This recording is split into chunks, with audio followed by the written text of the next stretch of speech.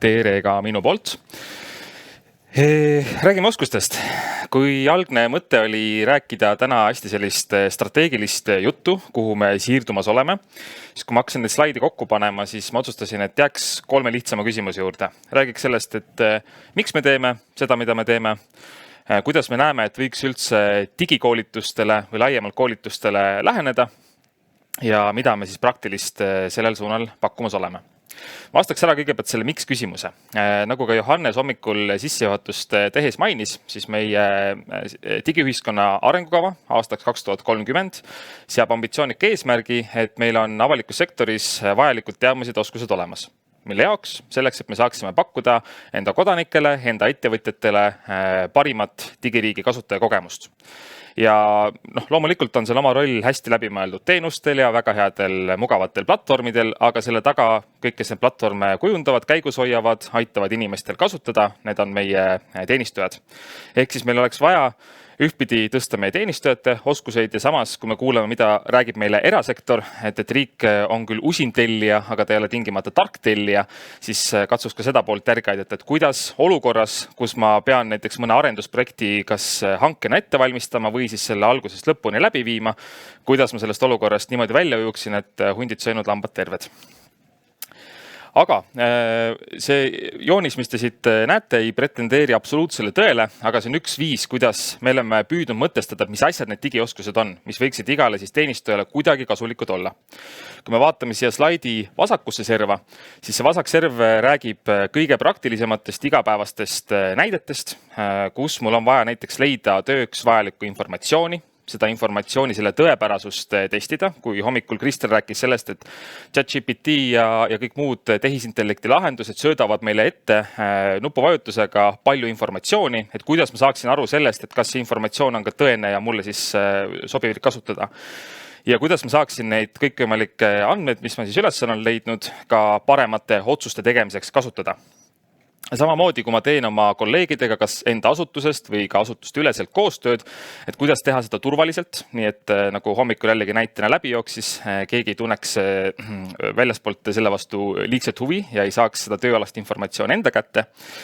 Ja samuti mõtleks selle peale, kuidas tehnoloogia saab mulle rutiinsete igapäevaste ülesannete puhul abiks olla. Et kindlasti on teie majades ka väga häid näited selle kohta, kuidas on mõni protsess ära automatiseeritud, võetud kasutusele Power BI juhtimislaud või mõeldud läbi, kuidas on näiteks võimalik siis juba loodud informatsiooni kolleegide vahel jagada, aga ma julgen väita, et meil on siit veel mitu sammu edasi minna selleks, et me enda tööd tõhusamalt teeksime. Nagu hommikul ka näitena läbi jooksis, suudaks 1,5 ametnikuga teha ära 3 või 4 ametniku töö.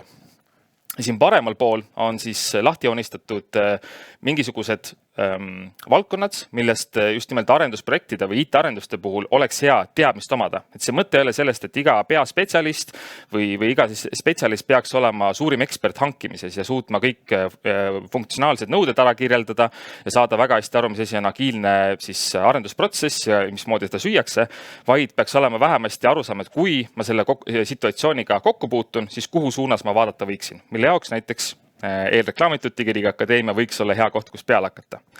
Aga ideaalis me pürgime selle suunas, et me saaksime igaüks vähemasti aru, mida on tehnoloogia abil võimalik ja ka mõistlik teha. Et me ei teeks liigseid siis arendusi lihtsalt selle jaoks, et ära automatiseerida näiteks registripidamine olümpiavõitjate üle, keda me siis ajaloost teame, kui palju meil tegelikult on.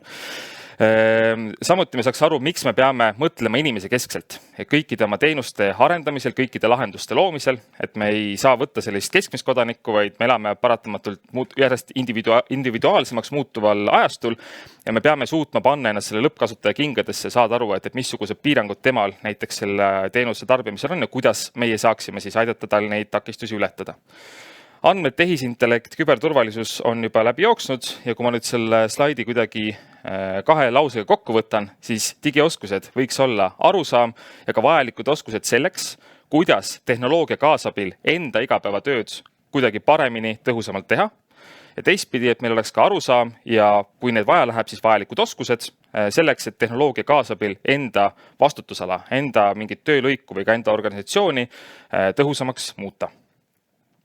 Kes käis eelmise aasta digiteadmiste päeval, siis ehk on meeles, et Praxis tutvustas sellise kiire lühikese ettekandega ühte töös olevat uuringut, mis vaatles siis 5 erineva välisriigi näitel, mida nemad on teinud selleks, et enda mitte IT-ametikohtadel töötavate spetsialistide võimekust tõsta. See analüüs on valmis, kes soovib öökapi lugemist, siis Praxise kodulehelt leiab selle täisversiooni ülesse. Aga kiirelt ülevaatlikult, mis olid need peamised järeldused ja ma ennem just muigasin, kui Mari eelnevas sessioonis järjest sõnumeid välja tõi, ma mõtlesin, et ma võin siit tõmmata järjest maha neid kõik järeldusi, mis sealt uuringust tulid ja piisab sellest, et teha valmis üks e-kursuste komplekt ja sa saad need kõik õppetunnid kätte. Aga siin on siis väikene kontsentraat sellest, mida nendes riikides intervjueeritud eksperdid ja ka siis meie selle analüüsi läbiviijad märkasid. Eks esmalt digioskuste arendamine organisatsioonis peab toimuma süsteemselt. See ei saa toimuda kuidagi hoogtöö korras, et me nüüd võtame ette, täna koolitame ära ja järgmised 10 aastat me digiteemadega tegelema ei pea, vaid see peaks toimuma kuidagi läbimõeldult kogu organisatsiooni üleselt. Me ei saa ka panna kõik ootused selle peale, et meil on väga võimekas küberturbe ekspert majas või meil on väga hea IT-osakond või IT-maja ja küll nemad kõik mured ära lahendavad, vaid et see peab jõudma võimalikult rohujuure tasandile välja. Teiseks see, et meil oleks ka teadlikkus, mida arendada, et me ei paneks ummisjalu, et tehisintellekt kõik peavad oskama need prompti kirjutamisest kuni tegelikult siis lahenduste kasutusele võttuni kõike teha. Ei, et me peaks vähemalt organisatsioonis läbi mõtlema, mis on need oskused, mida meie inimestel oleks vaja sellena, et me organisatsioonina õnnestuks ja nagu ma ennem ka välja tõin, et need inimesed saaksid oma igapäevatöös õnnestuda. Ja see viib välja selleni, et me siis ka kuidagi värbamisprotsessis uusi inimesi organisatsiooni kutsudes, neid värvates, suudaksime ära hinnata, kus tasemelt nemad alustavad, aga samamoodi inimesed, kes on meie organisatsioonis juba 5, 10, 15 aastat töötanud, et me vaataksime ka neile otsa, kas nende oskused vajaksid võib-olla veidi värskendamist, meeldetuletamist ja pakkuma selleks mugavaid lahendusi.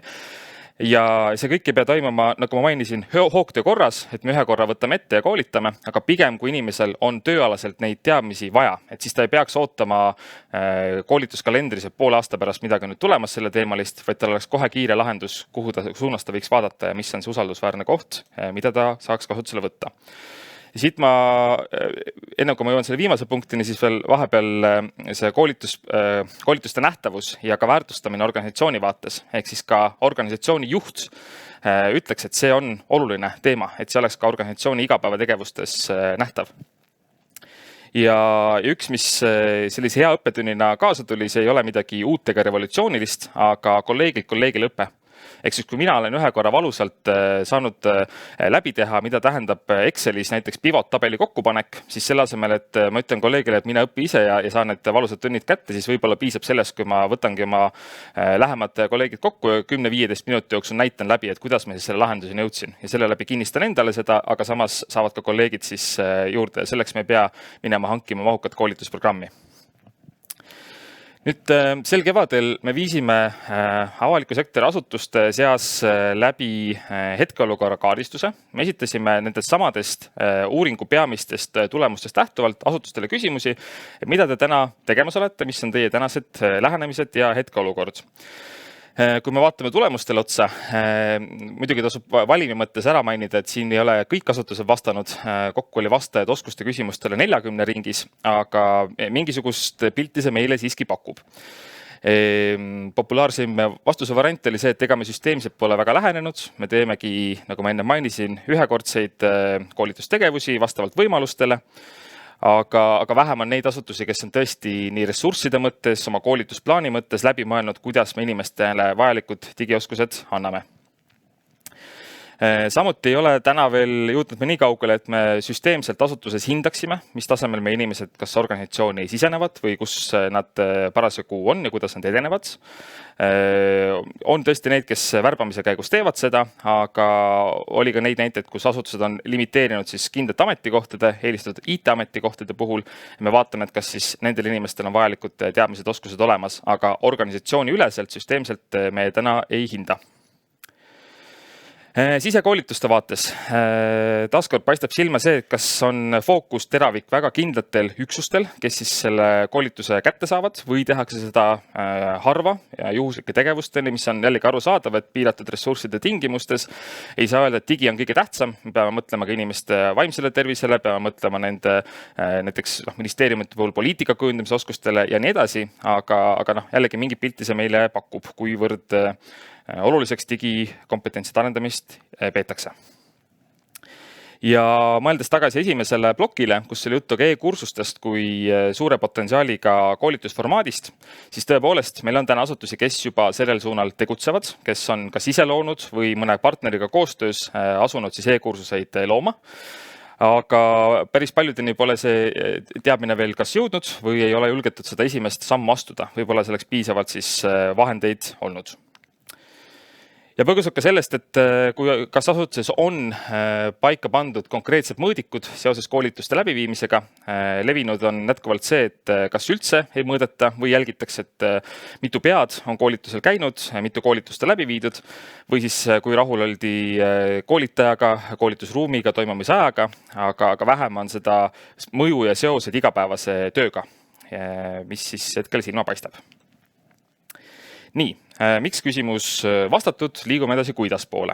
Ehk siis mõned mõtted selle kohta, millised oleksid lihtsad võidud, millega me saaksime teele minna, mis tingimata ei küsi tohutult suurt sellist ressursipanust, aga millest saaks ka teised kasu. Esiteks see, et teooria teadmised võiksid vaikimisi olla kvaliteetse e-õppe formaadis nii palju kui võimalik kättesaadavad. Ja see kvaliteetne e-õppe, sellest tuleb ka veidi juttu päeva siis viimases plokis, aga see ei tähenda seda, et me teeme Teamsi vahendusel 4-tunnise koolituse ja pärast paneme selle salvestuse siis kuhugi ülesse. Kindlasti on ka neid, kellele see järelvaatamine sellises formaadis töötab, aga kvaliteetne e-õppe tähendab seda, et me suudamegi õppija vaatest ära kirjeldada, mis muutust me taga ajame, mida me tahame, et ta selle pühendatud aja tulemusel teistmoodi teeks, mis oskuseid või teadmisi me tahame talle edasi anda ja me valime selleks siis sobivaima formaadi. Ja nagu ka eelnevalt väga hästi läbi käis, et see ei tähenda seda, et me kõik teadmised panekski ainult e-õppesse ja me ühtegi kontaktkoolitust enam ei tee. Et võrgustumisel, omavahel kokku tulemisel on oma väga selge väärtus olemas. Aga võiks mõelda sellele, et kuidas me kokku tulles seda aega, mis me koos veedame, võimalikult hästi ära kasutaksime. Ehk siis kõik selle, mis me mõistete, terminite, baasarusaamade mõttes saaksime ise rahulikult läbi töötada, endale läbi mõtestada ja selle pinnalt paremaid küsimusi esitada, siis see aeg, kui me kokku tuleme, me saamegi siis sellele keskenduda. Ja selle võrra me hoiame kokku ka inimeste siis sõiduaega, me hoiame kokku kõikvõimalikke kulusid, mis koolituste korraldamisega kaasnevad ja mis veel nende e-õppe puhul me ise näinud oleme, et massiefekt. Et see, kui mida rohkem meil õppijaid juurde tuleb, siis selle võrra ei muutu koolitus kallimaks, või vastupidi, see koolitusse tehtud investeering tasub ennast paremini ära. Üks riik, ühtsed põhimõtted. Me oleme nüüd viimased 2 aastat valdkondlike digipöörate sildi all vaadanud läbi taotlusi, millega siis valitsemisalad meie poole pöörduvad, et oma IKT arendusteks raha saada. Üks element, mida me seal hindame, on ka see, kui hästi on juurutuse etapis läbi mõeldud, et kui me mingi uue lahenduse loome, kas meie inimesed oskavad seda kasutada. Et me oleme mõelnud juba kasutajakoolituste peale ja me oleme samas mõelnud, et kuidas see arendusprotsess ka meid organisatsioonina seda protsessi eest vedades ellu viies tugevamaks muudaks. Et kas me mõtleme selle peale, et me paneme kõik panused välise hankepartneri peale, kes tuleb enda kompetentsiga sisse, teeb projekti valmis või vastupidi, me suudame koolitada ka enda inimesi selle protsessi käigus, et kui see projekt läbi saab, siis meile vähemalt mingisugune võimekus jääb organisatsiooni sisse alles. Ja teistpidi, et kui sealt valmivad mingisugused koolitusmaterjalid, siis teooria osas, kui me mõtleme näiteks teenuspõhise juhtimise peale. Jah, loomulikult on vaja igal ühel enda organisatsioonis teha kokkulepped, kuidas me seda juurutama hakkame, aga see baasteooria on suhteliselt universaalne ja kasutatav selliselt, et kui mina teen endale valmis selle ja jagan seda teistega, siis teised võib-olla selle tellimise etapi võivad rahulikult vahele jätta ja liikuda edasi järgmiste etappide juurde. Reklaamiminutid, Digiriigi Akadeemia. Mis meil siis teha saab seal? Ma tõin siia välja mõned kasutusjuhud, mida me asutuste puhul näinud oleme, et kus nemad on oma väikesed võidud kätte saanud. Esmalt uued töötajad. Erinevalt kooliõpilastest ei tule meil ametnikud 1. september riiki teenima, vaid nad tulevad aastaringselt, mis tähendab seda, et mingisugused sisseelamist toetavad teadmised peaksid olema neile kättesaadavad nii märtsis, aprillis kui ka novembris. Ja selle jaoks e-õppe on väga lahendus. kuna uuel töötajal, kui tal on juhendaja, siis selle juhendajal on kindlasti ka enda ülesande, mis peab täitma. Ja kui uus inimene 3. tööpäeval istub kontoris, nii et tal ei ole konkreetselt ülesande, mis ta tegema peaks, öeldakse, et loe juhendeid, loe kordasid, siis tegelikult see kursus on talle hea lahendus, kus ta saab vaikselt hakata edenema ja samas, et kogu see infotulv, mis esimese paari nädala jooksul sulle peale antakse uues organisatsioonis, et see ei läheks kaduma, sellepärast, et infot oli palju, vaid sa tead, et sul on üks koht, kuhu sa saad siis uuesti tagasi vaadata, kui sul näiteks on vaja poole aasta pärast Deltas esimene väljaminev kiri ära registreerida, mida näidata selle 3. tööpäeval. Aga et sa tead, et sul on üks koht, kus sa siis selle teadmise saad endale meelde tuletada. Regulaarsed sisekoolitused, näiteks infoturve, et ei peaks tulema turbeosakonnas keegi kord aastas seda koolitust läbi viima, vaid ongi mingi aja tagant tuleb sulle siis asutuse poolt meeldetuletus, palun läbi uuesti infoturbe koolitus ja sa tead, kus kohas sa selle leiad ja sa saad selle siis ka sujuvalt läbi teha.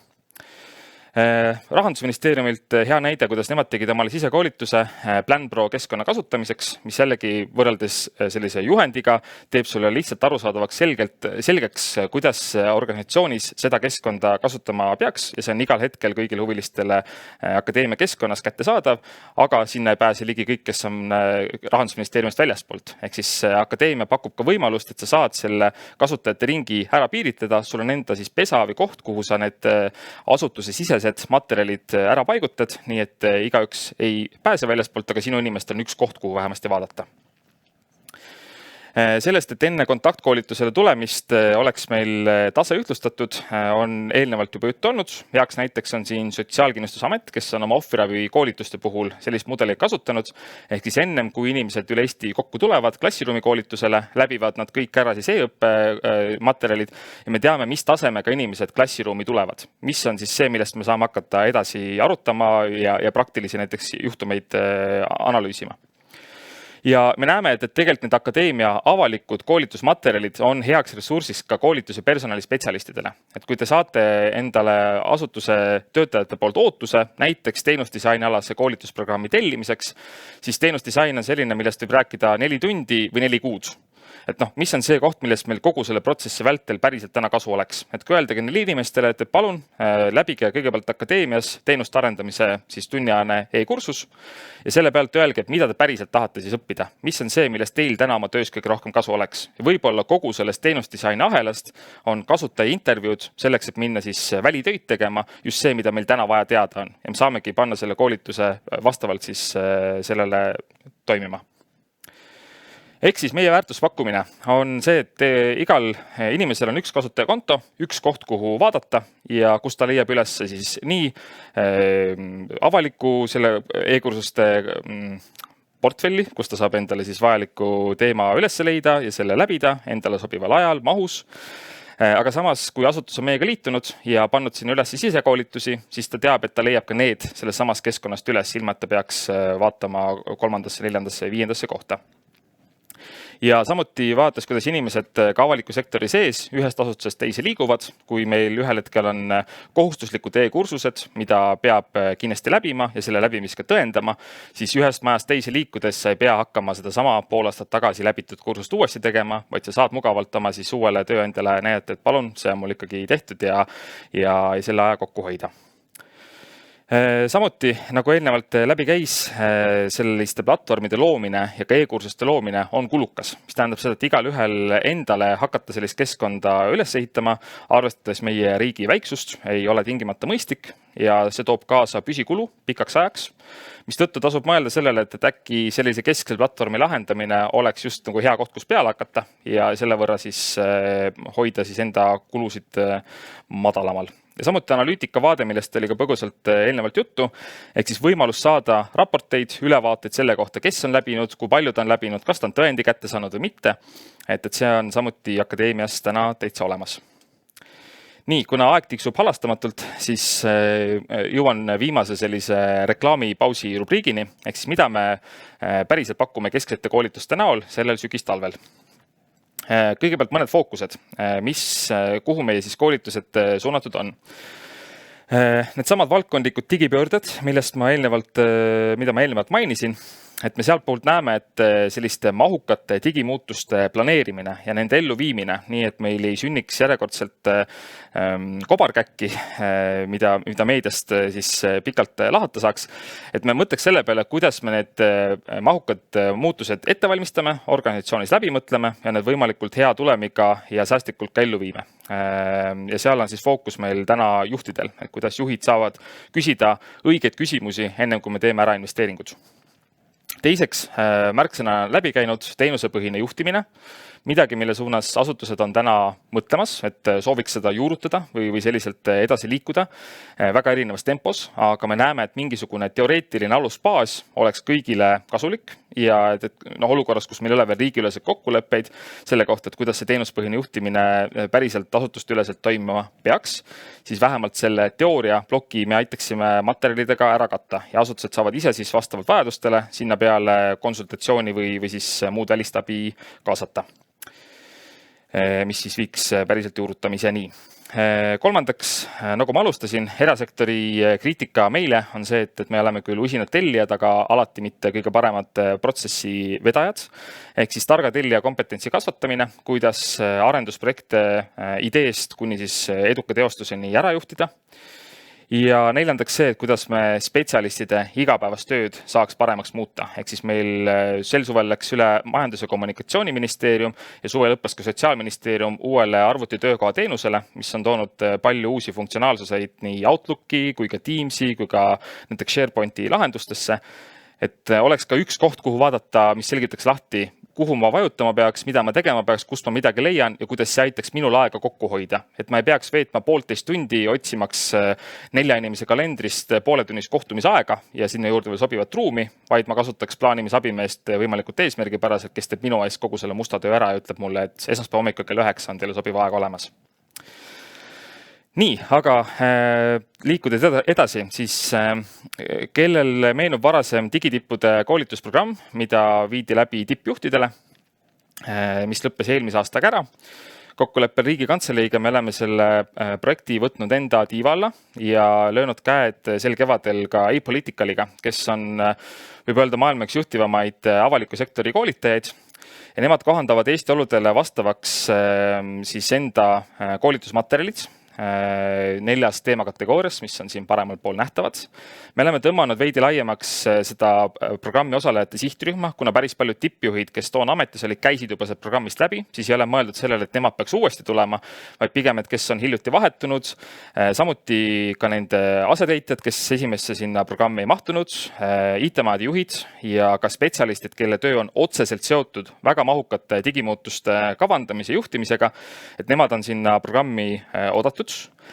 Pilootgrupp alustab juba tulevast jaanuaris ja mis väärib mainimist on see, et see esimene pilootgrupp toimub ingliskeelsena. Et meil on tulevikus plaanis need koolitusmaterjalid eesti keelde tõlkida ja kättesaadavaks teha, aga selleks, et hoida kulusid madalamalt, et me piloteerimise faasis testiks järgi, kas see koolituse sisu on meie tippjuhtidele toetav, kas seal saaks midagi paremini teha, siis vähemalt esimene grupp toimetab ingliskeelsena ja siis edaspidi on see programm eesti keeles läbitav.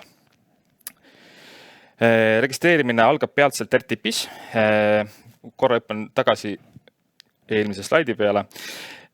Nii, mis veel väärib mainimist on see, et need asutuste juhid, kes on programmiga liitunud ja seal osalevad, siis need koolitusmaterjalid on võimalik kättesaadavaks teha ka nende asutuste töötajatele. Ehk kui juht läbib näiteks küberturvalisuse teemalise siis selle e-õppe kursuse ja ta leiab, et see on nüüd see teadmine, mida ma tahan, et minu iga osakonna juht ja iga võib-olla spetsialist majas teaks, siis ta saab selle sama materjali jagada ka edasi, mis varasemalt oli veidi raskendatud, kuna seda teadmist ei saanud nii mugavalt jagada, aga ka selleks, et siis ka organisatsioon muutuks võimekamaks koos juhiga, me sellise võimaluse juurde soovime pakkuda. Nii, aga hüppan edasi järgmise programmi juurde, mis meil hetkel on ettevalmistamisel. Seostub see digiteenuste juhtimisega ja selleks vajalike kompetentsidega avalikus sektoris. Sihtrühmaks on teenusejuhid, teenuseomanikud, asutuse kvaliteedijuhid, arendusjuhid.